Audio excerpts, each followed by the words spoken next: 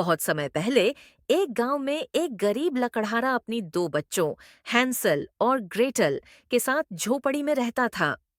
वहां उनकी सौतेली माँ थी जो बच्चों से हमेशा नफरत करती थी।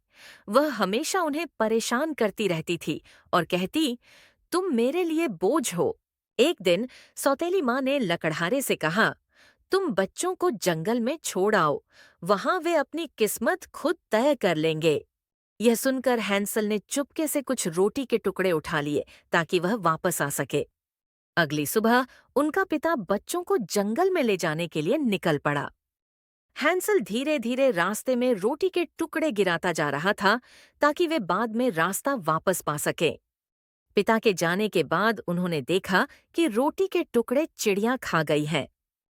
उन्हें अब डर लगने लगा और समझ नहीं आ रहा था कि क्या करें। अब रात हो गई थी।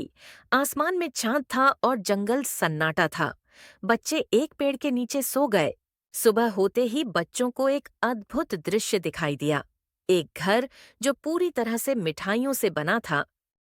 घर के दरवाजे पर एक बूढ़ी औरत ने बच्चों को बुलाया, आओ बच्चों, अंदर आओ।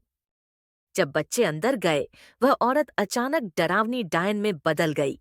उसकी आंखें पीली हो गईं और चेहरा भयानक दिखने लगा। डायन ने हैंसल को पकड़कर एक लोहे के पिंजरे में बंद कर दिया। अब तुम मेरे हाथों से बच नहीं सकोगे।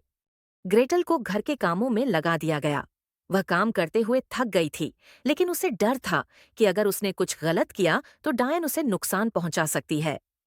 डायन रोज हैंसल को खाना खिलाने की कोशिश करती थी ताकि वह मोटा हो जाए और वह उसे खा सके। एक दिन डायन ने कहा, अब मैं तुम्हें खाऊंगी। हैंसल डर के मारे चीखने लगा। उसने ग्रेटल को ओवन गर्म करने के लिए कहा। जब डायन ओवन में झांकने के लिए झुकी, ग्रेटल ने अचानक उसे धक्का दे दिया और डायन ओवन में गिर गई। उसके तुरंत बाद ग्रेटल ने हैंसल को बाहर निकाला। घर की तलाशी में उन्हें एक खजाने से भरा एक बक्सा मिला। वो दोनों उस खजाने के साथ घर की तरफ चल दिए। अब जंगल उतना डरावना नहीं था। अंत में बच्चे अपने पिता से मिले। उनके पास अब खजाना था और वे खुशी खुशी घर लौटे। वे फिर से खुशहाल जीवन जीने लगे।